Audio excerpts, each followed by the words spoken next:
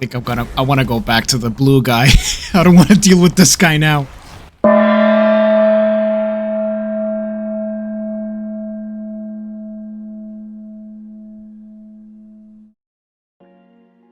Hi everybody, how's everybody doing? This is DG here, and I just wanted to give my quick thoughts on the game Black Myth Wukong. So I've been streaming it for a while now. I did a couple of hours every other day or so, and I just wanted to kind of express what I've been looking at, what I've been feeling about it, just generally what my thoughts are. So I mean, overall, the first thing that you will notice that it opens up with is just fantastic graphics, great set pieces, and they just offer like a very impressive visual experience overall. If you have the graphical power to run this on a PC, please do so. Now, the design overall, the art direction, this is apart from the graphics, it's also quite beautiful. I did like the armor sets, the way that things are just designed with such fine detail. I'm not hyper aware of the material this is based on, so I can't tell you like, oh, this is exactly how it was written in the book or in the story, but I can definitely tell that just the design itself is just, there was a lot of love put into all of this. Now, on top of that, you also have great designs for characters, especially one old man, I guess. He kind of guides you through your journey. And there's also quite a few bits of just details on his face. You see like little branches coming off of him, like spines, and also it looks like roots become his beard. I don't know, but it looks really cool. It's a really cool design. Now, I also played the game in its original language.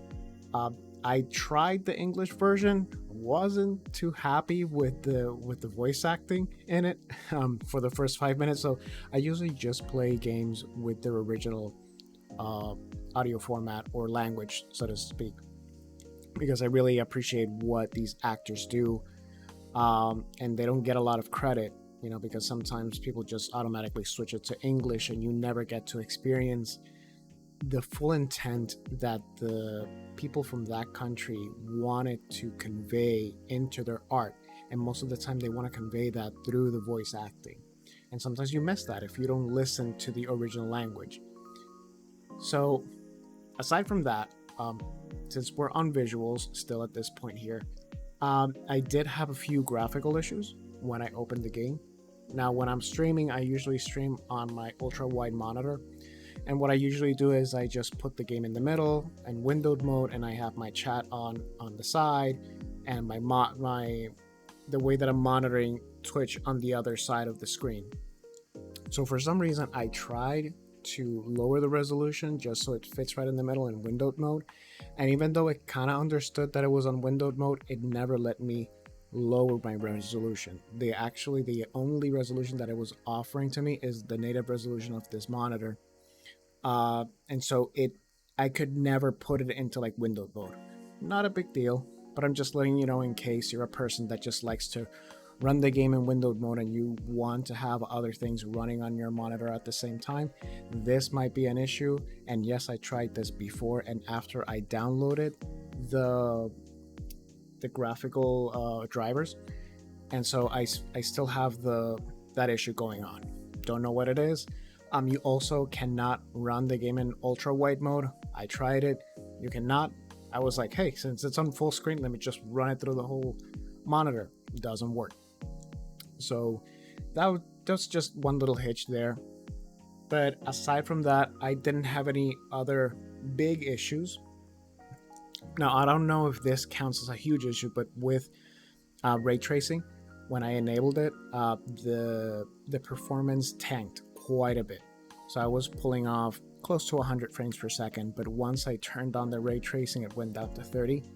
Now you might say, Digi, of course, this is ray tracing. It's definitely gonna tank your experience, your performance.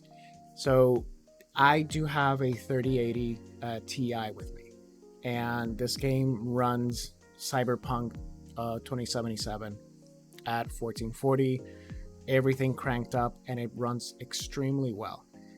Never had a problem. and Black Myth Wukong, you could argue it's kind of a smaller game. It's a little bit more single player linear concentrated. So I was quite surprised that it tanked it so much, and this is with DLSS enabled as well. So I disabled that, and as soon as I disabled it, the performance went right back up. I did not notice a humongous difference between the ray tracing and just enabled or disabled. So, it seems absolutely fine. You can check out my full stream on my Twitch at DigiDynamo at 000. So you can see for yourself everything that I just went through. So you could see me finagling around with the settings and changing everything.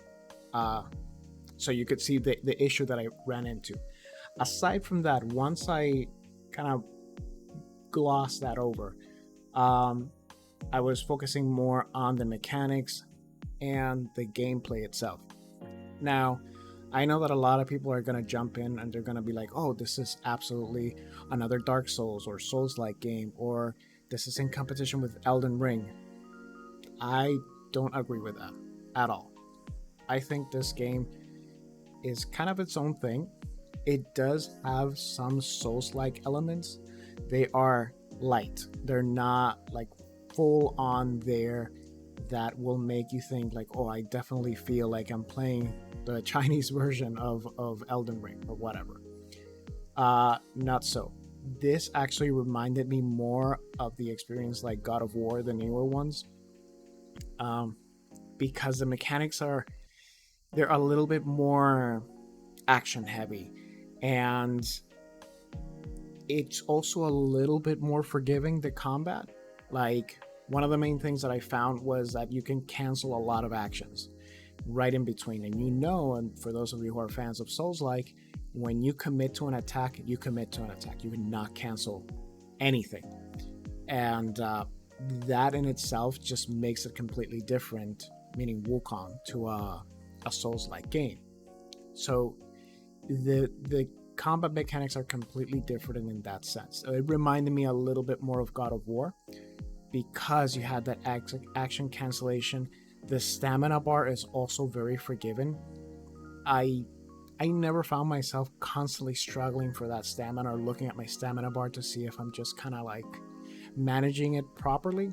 There were times that I ran out, but not so much that it reminded me again of a Souls-like, where you really have to manage that when you swing that sword or when you swing that hammer. Now, I'm not going to say that there's absolutely no elements inspired by Souls-like games. There are checkpoints in which every time you die, you can roll back to that checkpoint. But here's the thing. When you die, you do not lose all your, let's say, equivalents of souls, which is like a type of money here, a currency that you earn as you kill enemies, as you explore the world, or you find these meditation sites. So you gain all of these rewards and you keep them with you. On top of that, when you want to improve something of your character, any skill, because it's a perk-based system. So if you want to improve a perk, you can do so on the fly. You don't have to go into a checkpoint and then you can improve anything that you need to improve, which is why it reminded me again of God of War. You just pause the game and you're right there and you can improve whatever you need to do. And you can also refund points as well. So there's that flexibility until you can find that sweet spot of your style. And so that's what I liked about it. I like the game, even though there is a difficulty spike in some of these bosses that you're going to be facing. The game does give you tools to kind of change the style that you want until you click with that type of build that you want to go for with the main character. So, speaking of the bosses, this game is maybe, I would say, from my time playing it, 95% was just focused on bosses. The time between from boss to boss, I'm not kidding, it was from 1 minute to maybe 10 minutes in between sometimes. But I never felt that I was like on one area just beating mobs of enemies, and then later on, hours later, I find this fog wall, so to speak, and then you're in a boss fight. I never felt like that. it honestly feels that when you go from boss to boss, it's just for you to maybe practice your moves on mob enemies, so then you can just get ready for the next one.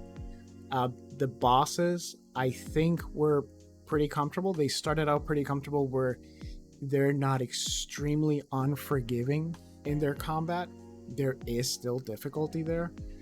Uh, the fun of it is just learning the mechanics, right? It's learning their patterns, learning their powers, and on top of that, you're being entertained by these huge set pieces and fight scenes that you have with these bosses. And honestly, you are going to feel like you're playing like a Dragon Ball Z game, because how the main character handles, it's just absolutely perfect. The controls, you honestly feel that you are in control, period. And so when you lose, you feel that it's your fault, that you messed up. You didn't cancel an action where you should have, or you didn't dodge at the right moment, or you didn't heal at the right moment. I never felt like the game glitched out on me and it wasn't responding properly with the controls. So there's that. So with that in mind, this is more of a boss rush game, not a full-on Souls-like, or like I said, like God of War, that there are moments that you're just walking around beating some enemies for hours on end, and then you reach a boss. No, this is really gonna focus on your boss, and I honestly think you're gonna have a great time, because just looking at the designs of these bosses is absolutely incredible. And the animations, I think the animation team did a fantastic job. They did really well, because they all seem different. There are no enemies that you see, or bosses, I mean, that as you're playing, you're like, oh yeah, I've seen this moveset before. That this definitely comes from another boss that I fought like 2 hours ago. So kudos to them, and kudos to the design team. They did pretty well. Now, on top of that, also, I wanted to mention that the game also reminds me of Devil May Cry, because of how fast and quick the movements are. That's also there. So if you are a fan of like God of War and that Devil May Cry type of mixture of combat, I think you are going to have a great time. So with all of that, like I mentioned, you can also level up on the fly as you keep moving forward, gaining experience. You can also craft new armor, new helmets, and new weapons. And when you beat certain bosses, you gain their abilities that you can also use as your repertoire of combat skills. And you can also improve them as well. So you are offered this toolbox of different mechanics that you can apply to your main character, so you get to that build that you absolutely want. So overall, my impressions in the game, I think that they've been fantastic. Would I say that this is worth the asking price of the I think it was $70, if I'm not mistaken. I honestly think so.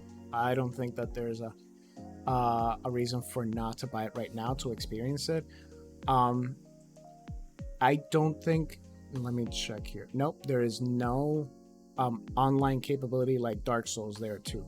So it's not like if you decide to later down the line, you buy it later and then you're going to miss out on how people were interacting online. You're going to miss out on that. That's not going to happen. This is purely single player. There are no online mechanics. Not that I have found any. But I think it's a worth a buy right now for all that it's offering. I'm mainly a single player type of guy, and when I see a single player game that comes out and it doesn't come off as like scummy, constantly offering a ton of like microtransactions, or if you pre-order now you get this campaign or this or that, it's flat out you get what you see. I applaud that. That's what I like to see. I like to see games that are complete right out of the box and you can play from start to finish. And if it becomes a success, which from what I've seen it already has, I would welcome expansions or DLCs. So definitely I would say it is worth a buy. On what platform? I would say that if you can afford it with the PC in terms of the graphics fidelity, go for it, because you're just going to crank everything up like super well. I have not played it on consoles. I have read performance about the performance on the consoles. Have not heard anything bad. Overall, the game seems pretty solid and pretty polished. So kudos to the development people over there. Now, overall, I think that's pretty much it. I will keep streaming the game as much as I can. So far, I'm loving it. So it's awesome. Anyway, those are my thoughts for now, my quick thoughts. Thank you so much for following, for watching the video. And hey, if you like it, just give me a subscribe and a like. You can also follow me on Twitch, Discord, Twitter, and TikTok. So for now, see you later. Bye.